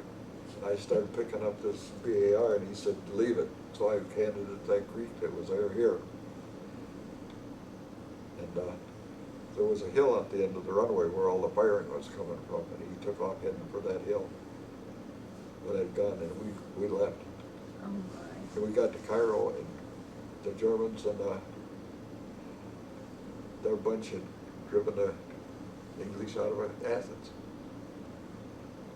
So at that time, Germany had taken over the airport where you had landed. Yeah, yeah, sure did. You got out of there just in time, bet didn't we you? did, yeah. Okay, now you're in Egypt, is that right? Cairo? And we're there for a week in Cairo. What did you do there? First of all, we got hungry when we got into a hotel. No, cooks aren't supposed to get hungry. They landed the airplane at the airfield, and Pat and I waited there for, seemed like hours, for the motorcade that took them down to the hotel to come back and get us. Finally got there, and it had 2 stars on it. And then they took us down to the hotel where we stayed. And we got our room and got set. And we went down to try to get something to eat. We hadn't eaten since morning when we had this cheese and stuff with these nuns. And they'd given us a couple sandwiches we took along. And so they told us to go in the bar, and we went into the bar and tried to get something to eat. And saw a bunch of English officers. What we didn't know is this hotel is for English officers. No enlisted men in the hotel. So anyhow, they wouldn't beat us. They called the MPs, and the MPs come and picked us up. And we got our identification with us. And after we took us to the headquarters, we demanded we talk to an officer. And they finally got a hold of a captain that come in and talked to us. And we showed him our identification. And we just flew in and you better call here and check on it. And he did. He talked to the people on the other end for a while. Then he took us back out in the other room to where these 2 MPs were and told them, you take these men back where you got them and you leave them. And you leave them there. Don't you pick them up again. Leon, what rank were you at that time? 3 straight, buck sergeant. That's the highest I ever got. Hey, they told me right off the bat, when you got into the rank you are when you get into Eisenhower's headquarters, is the rank you're going to be from then on. The guys at the front are going to get the rank. They're going to get the promotions. You won't. But you were a sergeant then. Yeah, I was a sergeant. But they were treating you like a general, weren't they? Sure. When you got that Ike's patch on your shoulder, they treat you like a general. They all did. But so now you're in a hotel that's supposed to be for officers. English officers. But we got a hotel right up there between the general and the Molotov. So this Russian diplomat was still with you? Yeah, oh yeah. He was still with us. And the next day, the next morning, we were kind of hungry, and we asked him how we got something to eat around here. We knew we couldn't eat in the dining room or the bar, and where are we supposed to eat? The guy said, that's simple, go back up to your room and pull that red cord. So we went up back, pulled the red cord, here comes the lady, what can I do for you? Would like some breakfast. What do you have? I said ham and eggs, fried potatoes. Okay, she went down and got it. So you got room service. Just like that. Room service. We ate all our meals in the room. We had to. We couldn't leave the hotel. How long did you stay in that hotel? I think it was 6 days. Okay. But anyway, during the day one time we were downstairs. We were sort of on duty, you know, when they were having the meetings on. They wanted to make sure somebody didn't go inside that didn't belong. But outside, there was a whole, couple of hundred Australian troops on guard duty outside the hotel. We were inside. But we were sitting out in the lobby with our Thompsons, like we were told, when the King of Egypt come in to see the general. I mean, he didn't call them to come to him, he came to see them. Yep. They were setting up a thing for the Elder Conference, is what they were doing on the trip over. So you saw the King of Egypt then?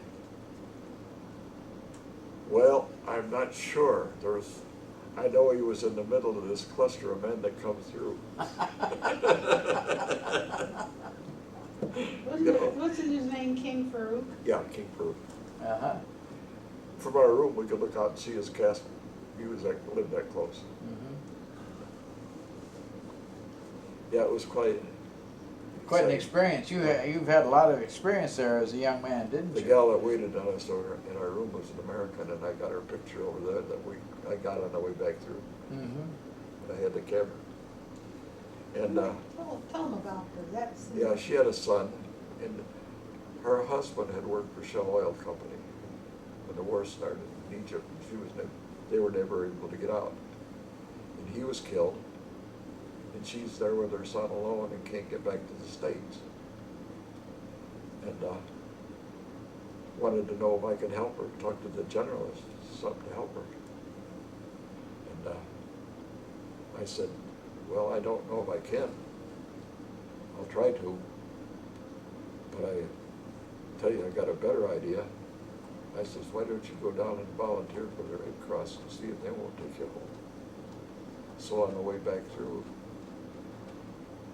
I looked her up,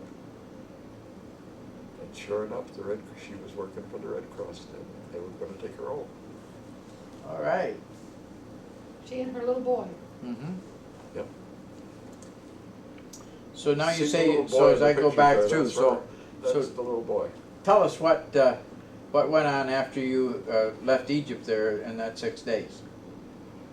Well, Where did you go? we went to Tehran from there. And Tehran was Iran. Iran. Okay. And the Molotov and the general and the rest of the staff except Parker. Parker was along on the trip this far. He was not a soldier. He was Secret Service. Okay. He wore a uniform with no brass buttons. I mean, it looked like a GI uniform, but it didn't have any brass buttons. Just were regular buttons. Regular buttons. Yeah. And so Pat and I and Packer stayed at Parker. stayed at Tehran after they got on the Russian plane and flew on through to Moscow. So you stayed in Iran then? I stayed in Iran for a week. Okay. And the day before Christmas, they picked us up and took us into Poltava. Tell them about your experience in Iran. Oh, a fella that I went to high school with, Bob Woodruff. was there, a soldier. He seen my name on the list. And he come over and shook me. Are you Leon Marx? Yeah, but sure enough, it was him. Man, he took me and showed me the town, including the slave market. Really? They were selling women, Caucasian women. You could go in and buy yourself a housekeeper, a wife, or whatever you wanted. They're slaves. Isn't that Pay for something? it. Yeah. And I've done. So how many did you get? I didn't get any. I wasn't making that kind of money. Not only that, but you felt a little queasy, didn't you? Yeah. I'm sure you did. But, What level, do you have any idea of the amount of money that they were paying for these ladies? It was less than less than $50. No kidding. Less than $50. The GIs weren't buying them. No. There weren't that many GIs there in that town. But according to Woodruff, there were a few around that had bought women and set them up in a shack. And then the Army finds out about it, and immediately he's moved out. The woman is left on her own. And they could do anything they wanted to Yep, the woman? yeah. Anything they wanted to. They were personal property. What if they had kids? I don't know. I just know that they bought them at the auction. But I'm sure they didn't sell the kids with them if they had kids. So now you spent some time there in Iran, Yeah. and what went on next? Then the plane come and Pat and I and the Secret Service men were taken to Poltava, which is they set it up as a shuttle base they'd fly across, pull us the oil fields and bomb it on the way through to Russia and then bomb it again on the way back. And they could do the same thing from England, come across Berlin. So they were bombing the heck out of that place, weren't they? They were going to. But a flight of B-17s come in from England. They dropped their bombs over Berlin. They come on into the base and landed. German squadron would come right in behind them and shot them all up. Only 3 of them would fly the next morning. Oh my. There was 30-some planes were ruined there then. After they dropped their bombs over Berlin, though. Yep. They dropped their bombs over Berlin, come on, landed at our base, and then the Germans come right in. They Come in behind them and shot the planes up. Yep, shot up the planes.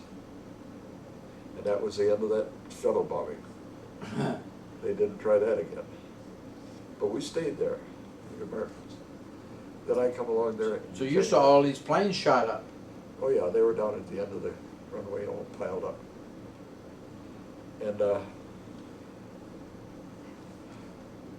after a while, I realized that they said that we were there to pick up the American soldiers and stuff that were out of prison camps or so forth, released by the Russians, and getting them back to America. We didn't find very many of those. But all of a sudden, I noticed the guys were getting out are guys that were spies in Germany or Poland, those countries. One of them was a master sergeant and had been working for the mayor of Warsaw all during the war. His brother was the mayor, and he was the mayor's driver. And he was spying for the United States all this while. He was a master sergeant in the Army, working as a chauffeur. Chauffeur for his brother. Yeah. So My what goodness. army was he in? He was in our army, Yeah. but his His brother was the mayor of this town. a mayor of Warsaw, Poland, capital of Poland. We Interesting. had one of them come in an SS uniform, a captain in the SS, and he's an American spy. Just wondered, did he Yeah. get shot? Oh, I'm sure a lot of them did. I bet they did. We had one guy there at the base that knew who they were, Mm-hmm. and his name was Yarborough. And he was high up on the ranks in the old. Well, Leon, did you ever figure out what reason they were sending a couple of sergeant cooks over to do all of that? You sure weren't cooking anything at that point, were you? Well, I they don't- were cooking some, weren't you, for people coming through and what have you? We cooked for the people. Okay, take a break here. Let's talk about this. Okay, Okay. when we got there. One of the cooks, Dushak, could speak Russian, and Bigelow had been a Russian teacher, or a teacher. Mm-hmm. They were sent over there as interpreters to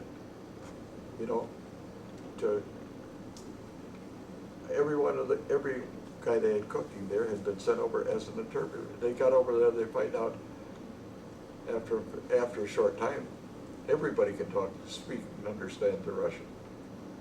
So they don't need them anymore. They made cooks out of them. And but they don't know how to cook. So we think that's why we were sent over there. And you sent over there to teach the cooks how to cook, huh? Yeah. So we get over there. We had the turkeys with us for Christmas dinner. Mm-hmm. And we went right to work after we got there and spent the night cooking the turkeys. Cooked the turkey dinner for the next day. I guess I failed to ask you, how many people were in this entourage that went from Italy to wherever and to wherever? And a bunch that went on to Moscow. What was it? There's about 6 or 7 of them, and then Pat and I and Parker. Okay, so it wasn't really a large 10 group. or 11. Yeah, Yeah. that's all. It's not a big. Maybe not a big dozen bunch. at the most. Yeah. So now we've got you into, Into Poltava, yeah, and what's the name of that town again? Poltava. Poltava. Yeah. And that's in what country? It's in the Ukraine. Okay. It's halfway between Kharkov and Kiev. It's Mhm. right in between them. And right on some big river. So continue on with that story. And well, it's quite a story.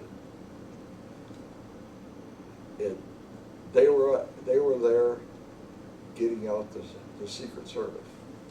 Now we had a pilot that was a flying sergeant. He was still a sergeant, flying a C-47 in and out of our base with supplies and flying up to pick up these guys when they find them. Now those Americans in there had a radio that they could talk to us in the air, and the people on the ground could not pick up their transmission. Okay. Now that was something that nobody would believe back in those times, but they had it. That was pretty high tech for that You time, bet. wasn't it? And this plane that Knight was on had that, and I flew one of the missions with him, but we didn't find anybody. He come in and by this time I was a mess sergeant. Mm-hmm. Pat was a mess sergeant when we got there, and let's get back to Pat. Okay. A plane come into our base with some poles on it. And they were from the Polish underground. This was a B-17 that had stopped in Poland and picked up some of these men and brought them into our base, and we're taking them down for the conference at Yola, or one of those places. Mm-hmm. Anyway, when they pulled into our base and brought them in for dinner, we had NKVD people, girls working right in the mess hall, and we knew it. We were sure the officers knew it too, but apparently they didn't. Well, anyway, Bigelow come to get me. What the hell I do? And I don't know where Pat was at the time, but he told me what had happened. And so I come over there, and they said that he told me about the poles in there, and this one gal that's NKVD was running over for the Russian headquarters to tell them all about it. There's going to be hell to play pretty soon. So I went in and started giving them hell, telling them what's going on. Look, and here's Beetle Smith, 4-star general. Oh my. And I'm trying to tell him, screw it up. Him and I become good friends in the next Did you? week or so. Immediately, we took him and put him in the hospital. We got him out of there, The general. the General Smith. It's And, Walter Bedell Smith, the whole name. he was, Yeah. Why did you put him in the hospital? To hide him. To hide him, okay. For his safety. yeah, all of a sudden, he's got cholera or something. Mm-hmm. Some highly contagious disease that nobody can get to see him. And then his name is not Smith, his last name is still Smith, but Now, we did don't he have, use it. did he have his, not his medals, but his insignia on? Sure, So everybody knew who he was? we did. But by the time the Russians got there, they didn't see him. He was over in the mess hall, and He was In a in quarantine. He was in quarantine, yeah. Mm-hmm. Oh. Pat was with him. Pat and his, with his Thompson. Mm-hmm. Yeah. And I was the only one who could get in there. I took them their meals every day. I played pinochle with him. How, you played pinochle with the general, with Beetle Yeah. Smith? Yeah. He's a nice guy. There you go. He's smarter than hell. Yeah, did he beat you? Whatever you want to do.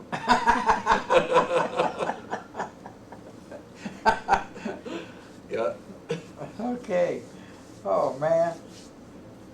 Yeah, and that turned out to be, so about a week later, we got him on a plane that they had typhus or some kind of this Smith and Mm-hmm. And Pat was and with Pat him, both had this real contagious disease they said. that the Russians were deathly scared of. The brass knew what to call it. And so we got them on a plane, got them out of there. And, So now your friend Pat is gone, yeah, and you're still there yeah, in the Ukraine, is that right? yeah. And I stay there until VE Day. And then we get out right away. Mm-hmm. So how long was it, how long were you there then? So I was there 5 months. Yeah, Yeah, May, from December till May. yeah. What did you do during that period of time? Just behave yourself? As much as, sure. No, Show him the camera. I got the camera, I took pictures. You can tell by the pictures I got drunk a couple times. Okay. So that's where you got this Russian camera. Yeah. The Russian camera, I want to tell you about Yeah, that. do that. Give him the camera, honey. We'll. Well, the camera's right here. Oh, You okay. ought to take a picture of that thing. Anyway, I heard about, I tried to buy a Leica, Mm-hmm. and the girl, this NKVD gal that worked in our mess hall set me up with this, to buy this camera with this major in the NKVD, who was also a woman. One of the other girls in the mess hall told me she was NKVD too, so just watch it, be careful. So I go up to the room and talk to her, and she wants some shoes, nurse's shoes. Mm-hmm. And I could send to Cairo, and one of the pilots would bring them up, bring them back to me. So we put her foot on a piece of paper and drew a line around it, both of them, sent it down to Cairo, and they measured it, sent back shoes the right size.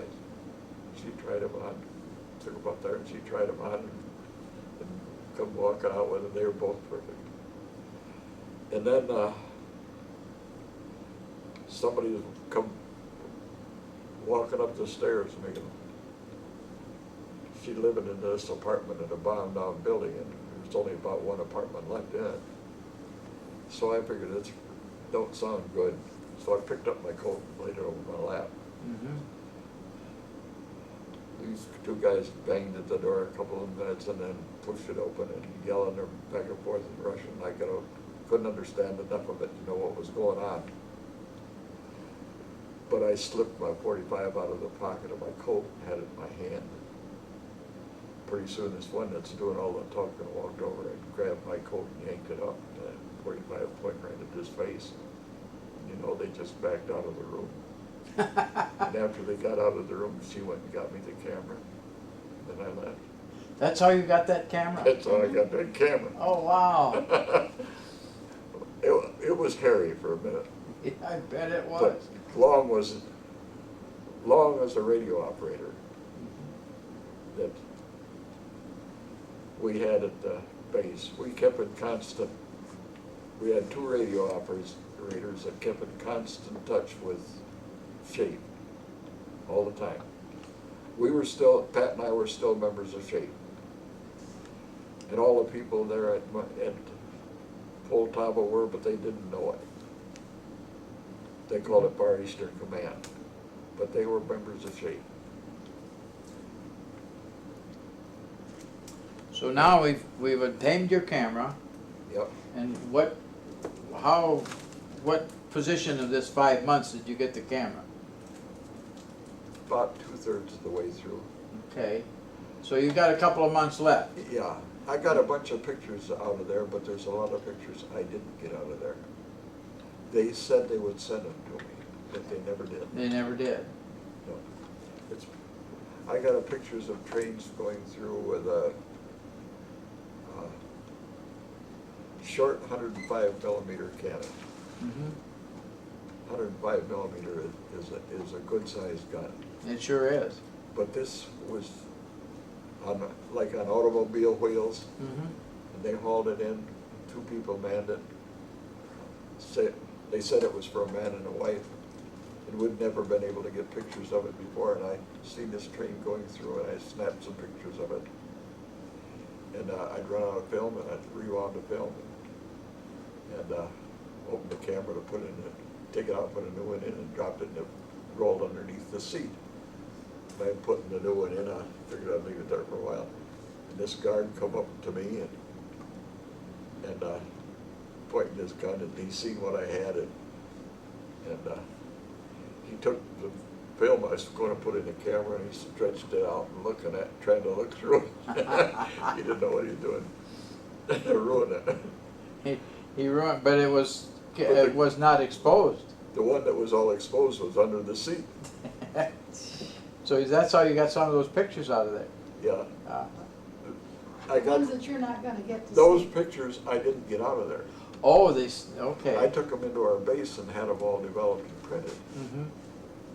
The only ones I got out of there were some in the camera.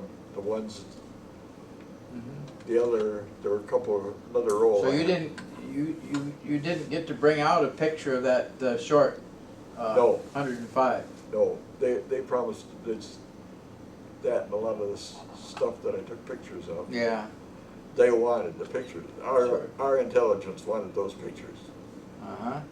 And that was all right with me. Sure. They said they'd send them to me. Yeah. They said, keep on making pictures like that, we like them. So I could take our truck and go anywhere I wanted to. So that was for 2 months, and then VE Day transpired, and what major things happened as VE Day came on? Well, when VE Day happened, there's 2 things. When I got up to check in Russia, the finance officers given me the fast shuffle on a lot of this pay that I was supposed to get for the trip up there. Okay. He isn't gonna make it. And so I start collecting on what he's doing, and he's giving people a $30 a month partial pay. In your service record, he's putting $50. Uh-huh. But in my pay book, he's only putting $30. So I get with Parker and a bunch of these guys, and they tell me, don't do anything about it. Here's nothing you can do about it. Wait till he gets out, catch him in Cairo, but don't let him get past it. So I got him in Cairo. In the meantime, after VE Day, I was offered the promotion that I promised us, only if you stay in shape, stay there, do you get the promotion. But I'd have been a master sergeant right then. But I want to get that sucker. So I went to Cairo, got a hold of the service officer, opened my records and showed him my passbook and my records, what the guy's been doing. I had another GI with me, who in civilian life was real high up. His name was Graham, and he was high up in the American Express. Okay. Anyhow, he showed him his record, his service record, and it was the same as mine.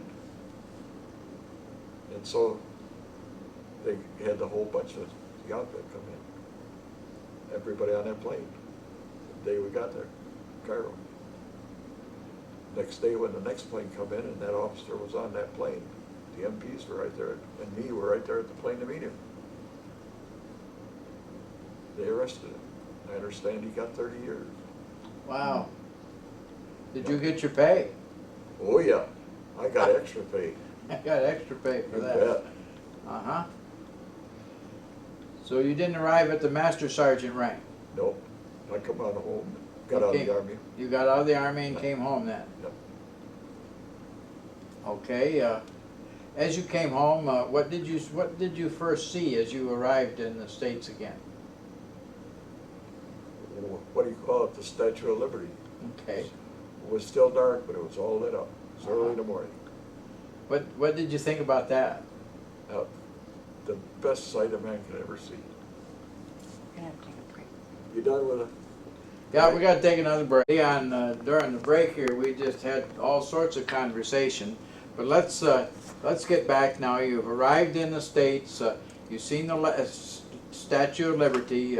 What did you do then? Where did you go? Did you go home? Good question, huh? I don't, we didn't land at Mitchell Field. I flew back. You flew back? Yeah. Okay. We landed at an airport just outside of, I don't remember the name of the fort where we landed, Okay. but we got orders and everything, and was supposed to go to Indiantown Gap, Pennsylvania to get my leave of absence for, I had 85 points I could get out of the Army. All right. But when we got to Indiantown Gap, there was just 3 or 4 guys with me by that time that had the same orders as I did. Mm-hmm. And I got to Indiantown Gap, and they couldn't handle us. They weren't ready yet, so they sent us to Fort Dix, New Jersey. And I got to Fort Dix, and they give me a, what do you call it? Physical? I failed the physical. Oh, well, they probably had to keep you in the Army then. Yep, that's right. So they wouldn't let me out. You're in an extreme nervous condition. I just hadn't slept for 5 days. Well, now that's different. You failed the physical, so they wouldn't let you They out. didn't put down I hadn't slept for 5 days, but that was a cause of it. So they give me a delay en route for 30 days to go up to Battle Creek and see my folks, do everything that And then be you had to done. go back? Then I had to go back down to Miami Beach, Florida, Oh my goodness. check into the hospital. And I get down there, and they won't release me either. But they'll ship me to Germany.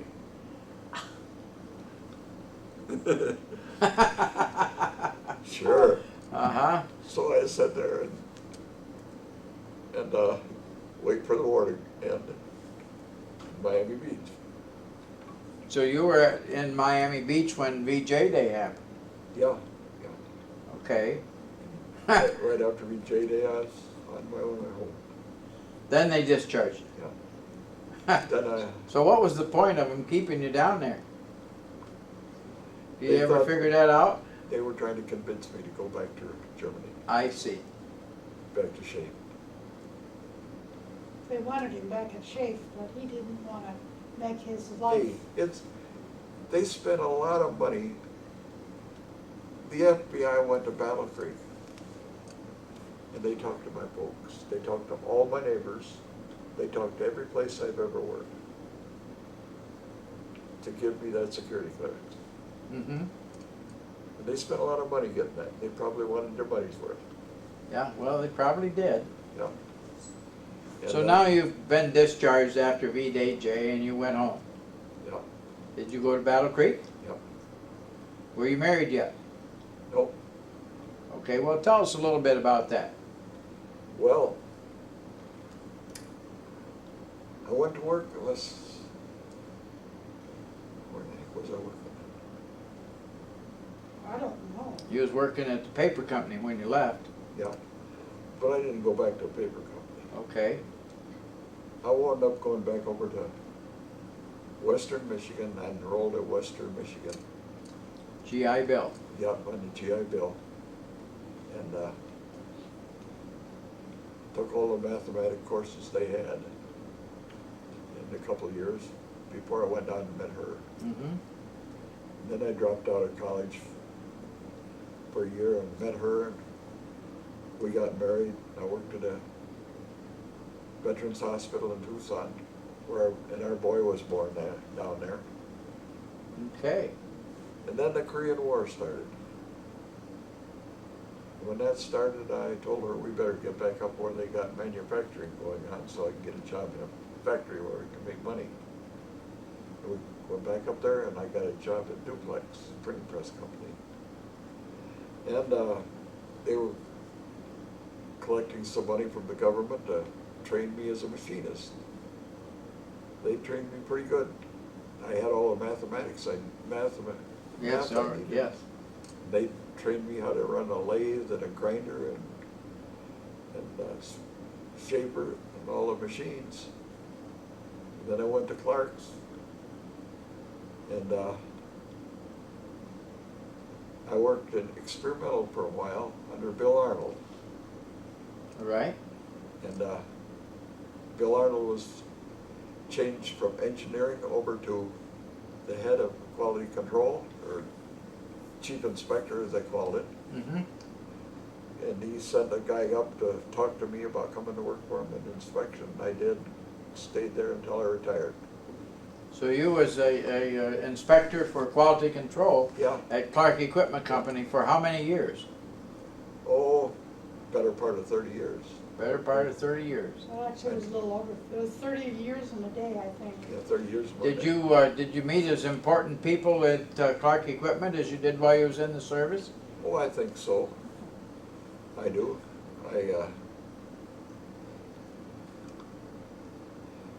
First of all, the fellow that, George Spada, what, George, what's his Mhm. name? George President Spada? of the company at the He time. invented the automatic transmission, Really?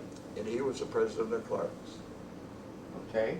And I'd figured out a way to, we had parts that, after you run the parts through the shot blast and paint them and everything, you can't bring up the part number.